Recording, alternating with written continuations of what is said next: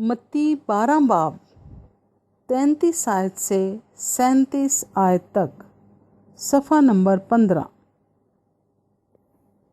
दरख्त और उसका फल।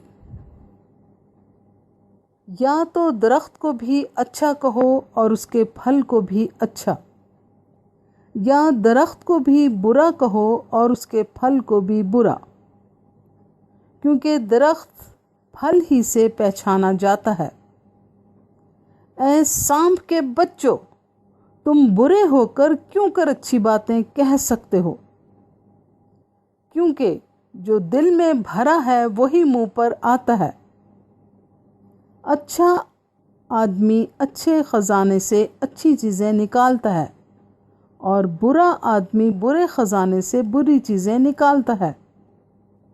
और मैं तुमसे कहता हूँ कि जो निकम्मी बात लोग कहेंगे, अदालत के दिन उसका हिसाब देंगे, क्योंकि तू अपनी बातों के सबब से रास्तबाज ठहराया जाएगा और अपनी बातों के सबब से कसूरवार ठहराया जाएगा।